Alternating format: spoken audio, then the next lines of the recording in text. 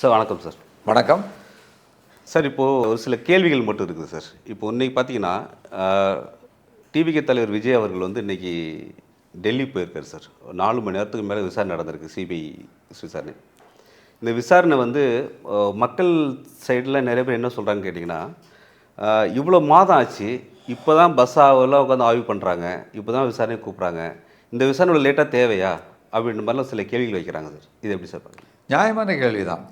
மக்கள் சாதாரணமாக அவர்களுடைய மனநிலைமையிலிருந்து பார்க்கும் பொழுதும் சரி, அல்லது மிகப்பெரிய அளவிற்கு ஒரு விவரம் தெரிஞ்சவங்களும் சரி, இந்த கேள்விகள் எல்லார் மனசுலையும் இருக்கக்கூடியதான். ஆனால் நோக்கம் என்னன்னு சொன்னால், விஜயை எப்படியாவது கொண்டு வந்து இவர்களுடைய இந்த திமுகவுக்கு எதிரான அந்த கூட்டணியில் நிறுத்துவது என்பதை ஒரே ஒற்றை புள்ளியுடைய நோக்கமாகத்தான் இந்த பாஜக அரசு செயல்படுகிறது. அதற்காகத்தான் இவ்வளவு விஷயங்களையும் இவ்வளவு நாள் கழித்து சென்னையில் சிபிஐ அலுவலகம் இல்லாமலாம் இருக்குது, அதை டெல்லிக்கு வர சொல்லி இதெல்லாம் செய்கிறாங்க. அதனால் பழைய கேஸுகளெல்லாம் எடுத்து இன்றைக்கி தகவல் அப்படி தான் வந்துக்கிட்டு இருக்கு. அதுபோல் செய்யும் பொழுது அவரை, அதாவது நம்ம சாதாரணமாக சொல்லுவாங்க எங்கள் ஊர் பக்கத்தில் முட்டங்கால் போடு உட்கார வைக்கிறதுங்கிறத, அந்த அளவிற்கு அவரை அடக்கி ஒடுக்குவதற்காக ஒன்றிய அரசினுடைய அந்த ஃபாசிசத்தினுடைய வேலை இதுங்கிறதான் நான் பார்க்குறேன். அதனால் அந்த நோக்கத்திலேருந்து செய்யும் பொழுது அது அவர்களுக்கு சரியாக இருக்கிறது. எதிரியை அல்லது நமக்கு நாம் இஷ்டப்படி கேட்கணும்னு நினைக்கிறவங்களை அடக்கி ஒடுக்கி பயமுறுத்துவது என்பது அந்த நோக்கத்திலேருந்து செய்கிறாங்க. சார், இப்போ 2026 வந்து விஜய்க்கு சாதகமாக இருக்குன்னு சொல்லிட்டு அவங்க கட்சியில் இருக்க நிறைய பேர் ஒரு பக்கபலமாக நம்புகிறாங்க. ஆனால் இப்போ ஆரம்பத்திலே பார்த்தீங்கன்னா நிறைய தடங்கள் இருக்க மாதிரியே இருக்குது சார். இப்போ பார்த்தீங்கன்னா இப்போது இந்த விசாரணை ஒரு பக்கம் இருக்கட்டும், ஜனநாயகம் படம் கூட பார்த்தீங்கன்னா இப்போ வந்து வர முடியாமல் இந்த மாதிரி இருக்குது. ஸோ இது வந்து எப்படி சார் மக்கள் வந்து ஏற்றுப்பாங்க? அதாவது ஒரு அரசியல் தலைவனாக வருவதற்கு அது ஒரு ராஜபாட்டை அல்ல. ஒத்தடித்தடம் மூலமாக செடிகளையும் கொடிகளையும் பாம்புகளையும் அடித்து மேலெல்லாம் முள்ளெல்லாம் கீறி தான் நீங்கள் ராஜபாட்டையாக மாற்றணும். வரும்பொழுதே ராஜபாட்டையில் நான் வருவேன், நான் தேரில் ஏறி வருவேன்லாம் சொல்லுது அப்படி முடியாது. அப்படி அவருக்கு எதிர்பார்த்தார்னா அது நடக்காத காரியம். இப்போ இன்றைக்கு அவருக்கு பல்வேறு விதமான நெருக்கடிகளை அவருக்கு வேண்டாதவர்கள் அல்லது அவரை தங்களுடைய வழியில் திருப்ப வேண்டும் என்பவர்கள் நினைத்துக்கத்தான் செய்வார்கள்.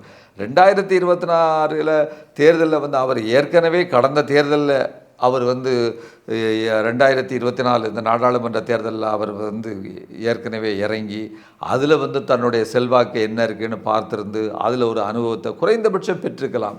அவர் நேரடியாக 2026 களத்தில் வரணுங்கிற ஒரு முடிவோடு அவருக்கு ஆலோசனை கூறப்பட்டது. அது இன்றைக்கு எந்த அளவிற்குன்னு தெரியல. சில பேர் மாற்ற வேணும்னு நினைக்கிறவங்க செய்யலாமே ஒழிய, ஆனால் ஒரு நம்பிக்கைக்குரிய ஒரு கட்சியாக திராவிட முன்னேற்ற கழகத்தினுடைய இந்த ஆட்சி, கம்யூனிஸ்டுகள், விசிகா போன்ற எல்லோரும் கூட்டணியில் இருக்கக்கூடிய பல்வேறு மக்களுக்கு ஆதரவான சமூக நீதிக்கான சில திட்டங்களை அவர்களுக்கு உண்டான அந்த பொருளாதார நிலைக்குள் செய்திருக்கிறது. செய்ய வேண்டியது இன்னும் இருக்கிறது. இவர்கள் இந்த ஆட்சி எதிர்மறையான விஷயங்களும் செய்திருக்கிறது. எல்லாம் சரின்னு சொல்லலை, ஆனாலும் பை அண்ட் லார்ஜ்னு சொல்லுவாங்க, மிகப்பெரிய அளவிற்கு நல்ல திட்டங்களை செய்திருக்கிறது. இதிலிருந்து மாற்றி அங்கே வர வேண்டும் என்று சொன்னால் இதற்கு சேலஞ்சாக இதை தாண்டி நீங்கள் ஏதாவது செய்ய வேண்டும். அப்படி இதுவரை அவர்கள் எதுவும் செய்யவில்லை, செய்ததற்கான அடையாளமும் தெரியவில்லை. அது மட்டும் இல்லாமல் சார், இப்போது மக்கள் இப்போ விஜய் ஒரு தலைவராக ஏற்றுக்கிறதுக்கு நிறைய சான்சஸ் இருக்குதுன்னு நினைக்கிறீங்க சார்? ஏன்னா போகிறவங்க நிறைய கூட்டங்கள்லாம் இருக்குது. ஆனால் இப்போ நிறைய பேர் என்ன சொல்கிறாங்கன்னா, எல்லாமே சின்ன பசங்க கூட்டம், இவர் தலைவராக ஏற்றுக்கிறதுக்கு மாட்டாங்க அப்படின்ட்டு சில கட்சி தலைவர்லாம் சொல்கிறாங்க. இது அதாவது மக்கள்ங்கிறது ஒரு 30 வயதுக்கு உள்ளவர்களும் மக்கள் தான். 30 வயதிலிருந்து என்னை போல் 70 வயதை கடந்தவர்களும் மக்கள் தான்.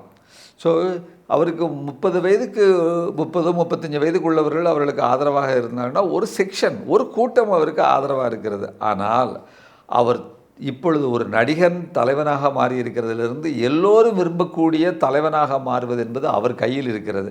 ஆனால் இதுவரை அவர் அப்படிப்பட்ட எந்த நிகழ்வுகளையும் எந்த நடவடிக்கையும் நடத்தவில்லை.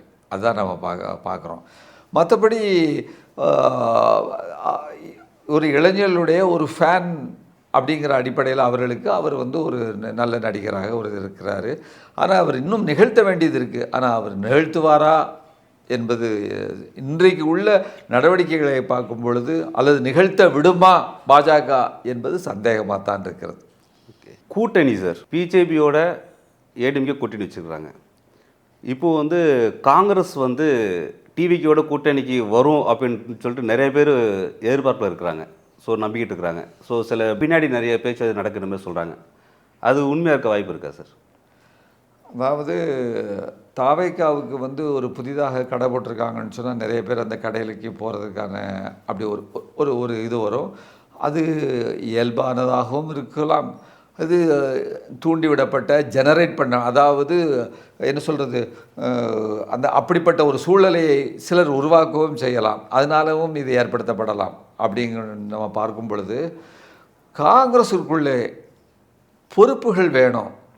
ஆட்சியில் வந்து வாரியங்கள் பொறுப்பு, அந்த பொறுப்பு, இந்த பொறுப்புன்னு சில பொறுப்புகள் வேணும். இங்கே திராவிட முன்னேற்ற கழகத்தினுடைய ஆட்சியில் வந்து இதை போல் இருக்கலாம், எம்எல்ஏ எம்பி சீட்டுகள் வரலாம். ஆனால் வந்து ஆட்சியில் பங்கு கேட்க முடியாத போது அவர்கள் ஆட்சியில் பங்கு கேட்கலாம், அது ஜெயிச்சிருமோ அப்படிங்கிற மாதிரி நம்பிக்கையுடைய, அதாவது சில அபிலாஷைகள் உள்ள சில தலைவர்கள் இருக்கிறார்கள். அவருடைய குரலை நம்ம பார்க்க முடியுது. ஆனால் அகில இந்திய பார்வையுள்ள, பாசிசத்தை ஒழிக்க வேண்டும் என்று நினைக்கின்ற காங்கிரஸில் உள்ள, எனக்கு தெரிஞ்சு ராகுல் காந்தி அந்த கருத்தோட்டம் தான், ராகுல் காந்தி பிரியா காந்தி அப்படி தான் நினைக்கிறாங்கன்னு நினைக்கிறேன். அப்படிப்பட்ட கருத்தோட்டம் உள்ள யாரும் இப்படிப்பட்ட அந்த தாவேக்காவோடு செல்ல வேண்டும் என்று நினைப்பார்கள் என்று நான் நம்பவில்லை.